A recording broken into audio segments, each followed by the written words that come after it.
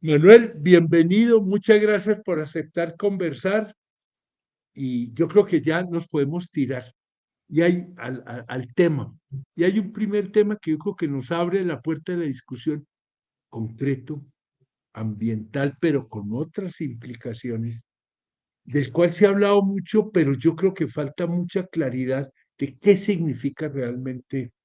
Y estoy hablando de Gorgona, isla en la costa pacífica, un santuario natural, fue cárcel hace muchos años y que no sé en qué punto está. Parecería que allí se va a instalar un apostadero naval, una base naval, unas instalaciones navales de la Armada norteamericana. Y eso ha despertado reticencias de los ambientalistas, cómo van a poner una base con todo lo que ello implica en un santuario ambiental, cómo van a dejar que los gringos nos monten una base naval acá. En fin, hay mucha pregunta. ¿Tú cómo ves este tema de Gorgona, Manuel? Y bienvenido. Bueno, Ujú. lo de Gorgona. Bueno, yo creo que yo creo que el presidente Petro es el presidente más ambientalista que hemos tenido en Colombia. Uno tiene que reconocerlo así, ¿no? Ah, Absolutamente. pero dentro de su gobierno ambientalista yo creo que tiene dos lunares, como se dice.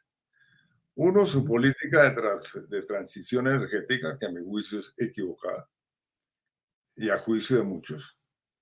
Y otro, el tema de Gorgona. Y el tema de Gorgona no se entiende porque Petro quiere consolidar a Colombia como Colombia potencia de la vida.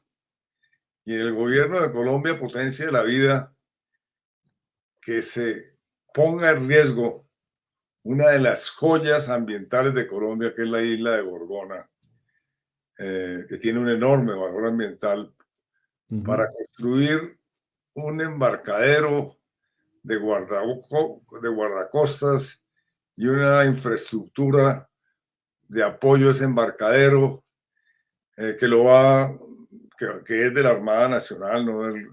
Pero que es claramente, es seguir instrucciones, para decirlo muy claro, y la financiación de Estados Unidos, ¿no? Ujú. Claramente pertenece a un sistema de seguridad de Estados Unidos. Entonces, Ujú. Colombia estaría ahí tomando la decisión de sacrificar valores ecológicos importantes para atender una orden, para decirlo así, de los Ujú. Estados Unidos. Y llama mucho la atención que el gobierno de Petro atienda ese mandato, ¿no? Ya, Ah, y tan fácilmente, ¿no? Sin quejas, sin fácilmente, pataleo. obviamente viene de gobiernos anteriores. Hay que decir que en este tema la vicepresidenta está en total desacuerdo y justamente va a tener lugar la semana entrante un encuentro de las comunidades de negras vecinas a Gorgona en Guapi con la vicepresidenta. Entonces no sé cómo irá a resolver el Mm, mm, presidente mm. Petro ese tema porque las comunidades negras, las comunidades afrocolombianas de la Afro. región se oponen también a que se construya esa base por razones sociales y por razones ambientales. Las razones sociales es que temen que claramente vean restringida su actividad eh, de pesca, porque esos mares cercanos, toda esa área es claramente objeto de aprovechamiento pesquero por parte de las comunidades. Desde el punto de vista ambiental, pues hay expertos que, como por ejemplo Juan Andrés, no, un profesor de los Andes, eh, experto en biología marina, Juan Armando Sánchez, que muestra cómo eso genera riesgos para unos arrecifes coralinos únicos que existen justamente en el mar de Gorgona, en el mar vecino a Gorgona, para comenzar por ahí. Y obviamente es un riesgo que, digamos, a las armadas del mundo, ¿no? Las fuerzas navales del mundo pública les encanta tener islas, ¿no? Y entonces, claro, tener islas como base, porque eso les da mucha independencia, en fin, eso les da estatus, ¿no? Y obviamente puesto el pico en Flandes, ahora dicen que es una modesta embarcadero para los guardacostas con el fin de controlar el narcotráfico y que eso es el tema y que hay una infraestructura mínima. Pero puesto el pico en Flandes, doctor, después seguirá nuevas conquistas. Y yo creo que no hay ninguna razón para poner en riesgo la isla Gorgona, que es claramente una joya de la corona de la protección ambiental en Colombia. Para mí es inentendible que el presidente Petro esté en esa línea. Clarísimo, yo creo que en ese punto sí, como decían, rodó sin puntilla el tema, quedó de una. Pues todo eso nos abre, yo creo que es inevitable el paso dos en esta conversación. ¿Cuál es la visión, el propósito que está teniendo, está planteando? No sé si todavía haya realizaciones, hasta donde conozco no las hay, de ese Petro que usted, Manuel, lo definió muy bien. Yo creo que en eso tenés razón, en la historia de Colombia el presidente más, o menos con el discurso ambiental más centrado en su propuesta, porque pues con el ambientalismo ha habido muchos, desde Misael Pastrana, con la ley ambiental, el INDEREN, etcétera, pero aquí casi que está estructurado el plan de gobierno, la visión en torno al tema ambiental, el tema de la tierra, el tema del agua. Eh, ¿Tú Claro, cómo ves eso? Es un discurso a hay que dónde nos va a llevar esa cuestión? Y eso reconocer, nos amarra con el otro tema el tema de que tú lo tocaste, que es clave, es la transición energética, que hay energía y medio ambiente son dos caras de una misma moneda, ¿no? Cómo ves ese planteamiento petrista? ahora, sin duda Petro pues es un presidente muy ambientalista, pero no hay que olvidar lo que tú dijiste. Misael Pastrana fue un presidente muy clave, digamos, para hablar de cambios, pues sin duda él fue el originador del Código de los Recursos Naturales y del Medio Ambiente, Exacto. el primer código que se hizo en Colombia, en el mundo, dicho En sea, el mundo. mundo, y es un código que sigue muy vigente en muchas materias, entonces eso fue una enorme realización. A su vez, el gobierno de López creó en un solo COMPES 16 parques nacionales una vez se aprobó el código. Digamos, también es un presidente en el campo ambiental muy importante. Barco hizo una cosa extraordinaria sobre la región No, amazónica. pues por Dios. ¿No? Pues sin duda, si ha habido un presidente que haya protegido la región amazónica, es el presidente Barco, porque Mm. declaró unos resguardos indígenas de suprema importancia y generó, digamos, como el impulso para que se declarara buena parte de la región amazónica como, ya fuera como resguardos o parques nacionales, a partir de, de lo que él hizo. Ma- Entonces, Manuel, perdóname, ¿cuántas hectáreas están comprendidas en ese proyecto amazónico del presidente Barco, que es fundamental? Pues. hoy en día, el 65% de la región amazónica son resguardos y parques nacionales, que realmente Además, muchas veces combinando esas dos conservaciones, la es cultural y la natural, que están amarradas, ¿no? claramente. Entonces, digamos, si uno piensa, digamos, en el cambio, que es lo que dice este gobierno, pues el cambio que hizo el presidente Barco en el campo de la protección de la región amazónica fue extraordinario. Y lo mismo en el campo cultural. Yo el otro día le pregunté a la ministra de la Cultura, bueno, este es el gobierno del cambio, según ustedes dicen, pero yo quiero decirle que no ha habido un cambio más importante en Colombia que el que generó el presidente Barco al reconocer la diversidad cultural de Colombia, que finalmente quedó consagrado en la Constitución de La Colombia constitución, correcto. cultural, ¿no? Entonces, digamos, en el campo cultural le dije a la ministra, pues yo no sé qué van a hacer ustedes en el gobierno del Sí, cambio con un estándar tan alto como el que se creó en la combinación del gobierno del presidente Barco y del gobierno Gaviria, que fue la constitución del 91. Y obviamente ese fue un cambio extraordinario. Entre otras cosas, Petro ha señalado como una alta prioridad la región amazónica. De hecho, en la conferencia de cambio climático en noviembre del año pasado en Egipto, anunció que Colombia invertiría $200 millones al año en la protección de la región amazónica. $200 millones. Si el presidente cumple con eso, pues sería una cuestión inédita en la historia de la gestión ambiental en Colombia, completamente inédita. Obviamente sí cumple, sí cumple. Es que ese es el punto. Lo digo que cumple porque él cuando fue alcalde de Bogotá ya era un alcalde muy ambientalista. Y muchas de y su secretaria ambiental es hoy la ministra de Medio Ambiente, o sea que ahí habría una posibilidad de una continuidad. Muchos de su programa ambiental fue muy ambicioso. Me acuerdo que yo escribí una columna en el tiempo que decía, bueno, no ha habido ningún alcalde que haga algo tan ambicioso en su plan de desarrollo como Petro en el campo ambiental. Sin embargo, su implementación se quedó bastante corta. Ese Entonces, es el problema. si llega a cumplir con el tema de la región amazónica, ya bastaría con eso para pasar a la historia como un gran presidente ambiental.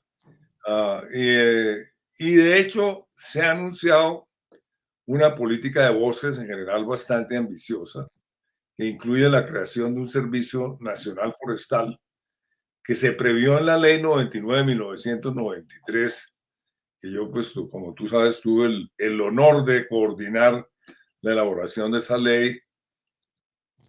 Y claramente se previó en esa ley y 30 años después no se ha creado. Entonces se crearía un Servicio Nacional Forestal que se requiere en Colombia.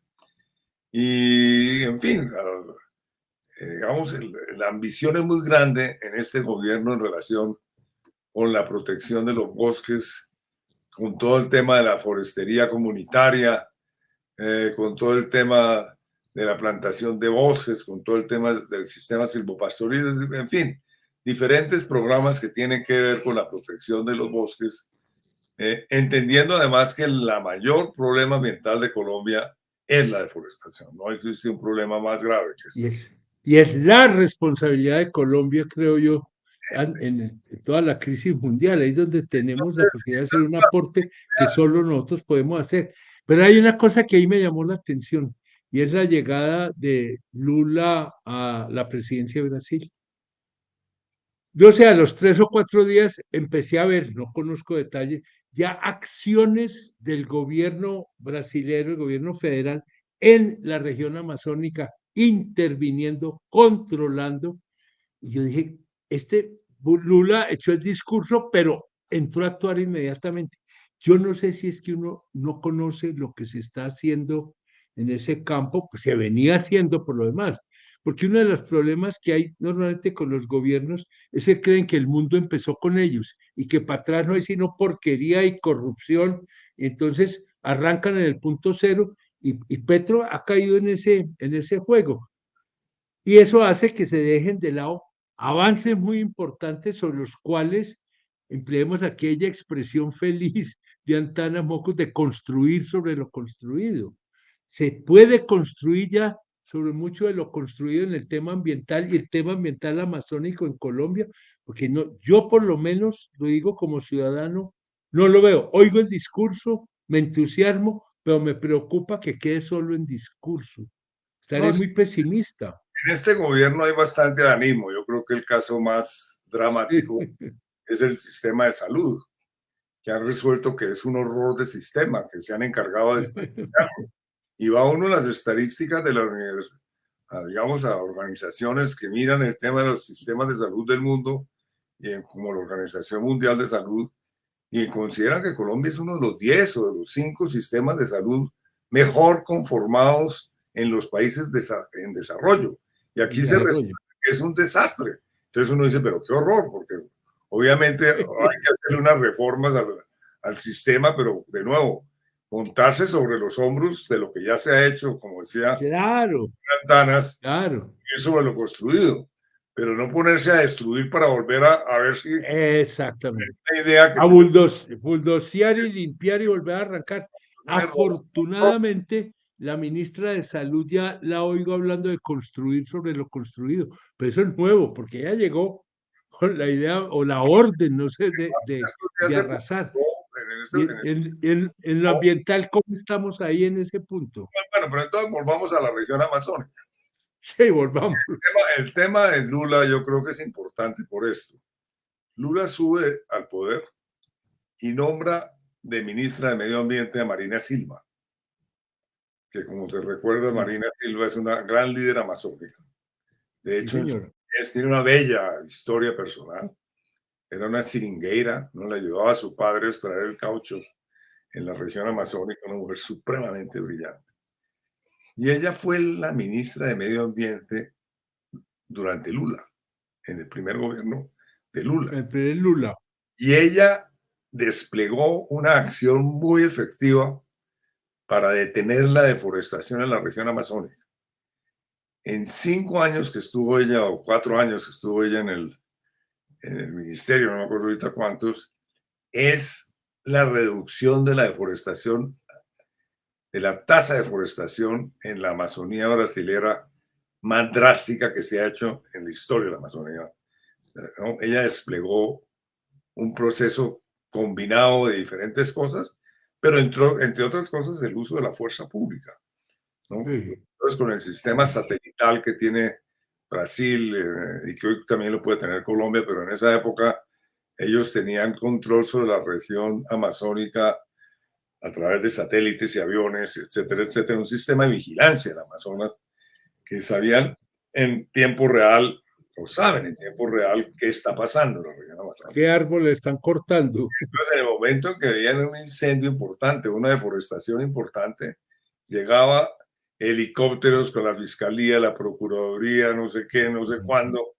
¿no? Que fue lo que trató de hacer Duque aquí, pero pues ahí con poquiticos recursos, ¿no? Una cosa ahí muy incipiente y eso, obviamente, pues una cosa tan incipiente, 20 acciones durante todo su gobierno, pues eso no da mayor resultado.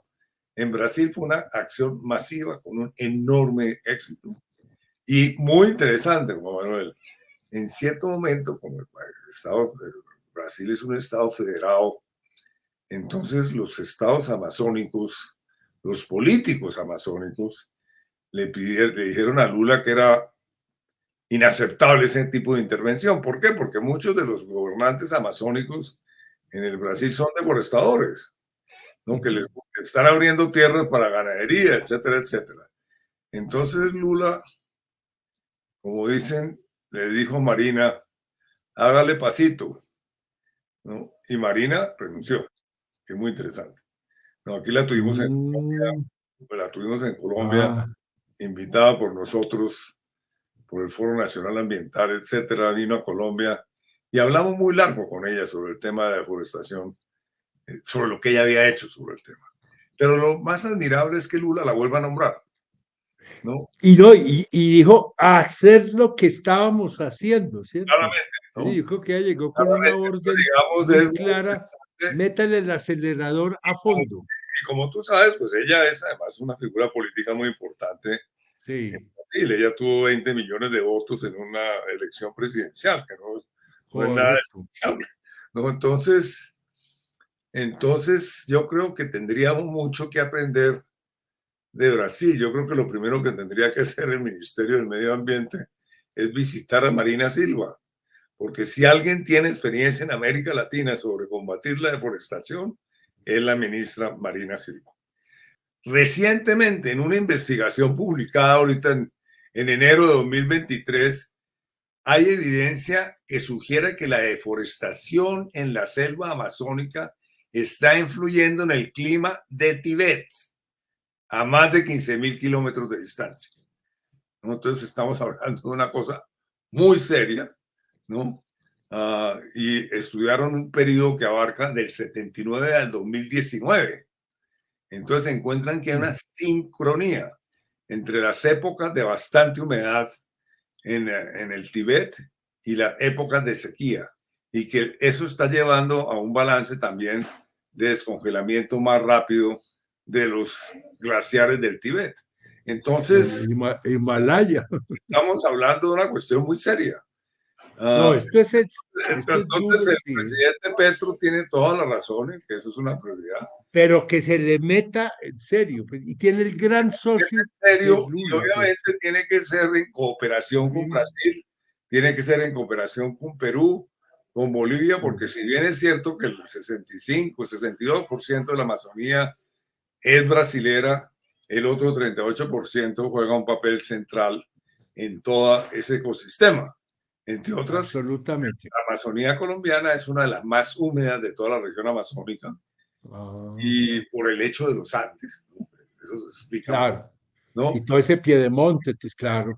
Entonces, Oiga, y tiene una de las densidades, para mencionar, de árboles más alta de la región amazónica, ¿no? Que eso indica la gran humedad que hay en la Amazonía claro, colombiana. no es un bosque ralo, pues. Entonces, y eso mismo ocurre en Ecuador, ¿no? Es Ecuador, Perú y Colombia que juegan un papel muy importante en ese sentido. Perfecto. Entonces, claro, Petro tiene toda la razón en darle una alta prioridad a la región amazónica y tiene toda la razón en decir parte de la financiación debería partir de los países desarrollados, puesto que no, porque es el cambio climático, es la pérdida de biodiversidad y es la pérdida de ríos, pues la desestabilización de ríos voladores que pueden llevar a problemas del ciclo del agua muy complejos, y no solamente en América Latina, sino en otras regiones del mundo. Por ejemplo, la gran sequía que hubo en Sao Paulo, que está lejos de la región amazónica, según Nobre y otros investigadores dicen, no, esa gran sequía que puso en riesgo la provisión de agua a la ciudad de Sao Paulo, nada más ni nada menos, se debió a la deforestación del Amazonas, ya, o sea que ya está operando el tema. Entonces, claro, Petro está en todo está muy correcto en señalar eso como una alta prioridad. Está para donde es, con el tema que es. Así es. Necesitamos es que genere acción. Manuel, maldita sea, aquí el tiempo se acaba muy rápido. Un compromiso porque nos queda un tema fundamental y ese hay que tratarlo con vos, la transición energética. Pero en los próximos días, si su señoría así lo dispone, tenemos una segunda parte de esta conversación para poder tratar ese tema con calma. Creo que este, esta visión que acabamos de hacer es muy enriquecedora. Creo que para mucha gente abre ojos a realidades que como que uno las intuye, pues no las entiende. Es que una cosa es intuir otra cosa y otra cosa es entender y creo que esto ha ayudado a entender mucho. Manuel, mil gracias y quedamos pendientes. Como las buenas telenovelas, continuará sin falta. Hay que mencionar que claramente hay digamos, el gobierno se encuentra muy bien dotado de capacidad para la gestión ambiental, ¿no? De hecho, tiene muy buena ministra, yo creo, tiene muy buenos viceministros y además hay otros funcionarios del gobierno que conocen el tema ambiental, comenzando por el ministro de Hacienda. Es el economista de América Latina que más conoce el tema por su recorrido que ha hecho en altos cargos internacionales, entre otras cosas, haber sido subsecretario de Naciones Unidas en todo lo que tiene que ver con lo social y lo ambiental. Y también pues está la vicepresidenta, que es claramente una defensora del Pacífico, que es otra selva fundamental, ¿no? Y está el equipo, está la gente. Falta tomar la decisión y arrancar.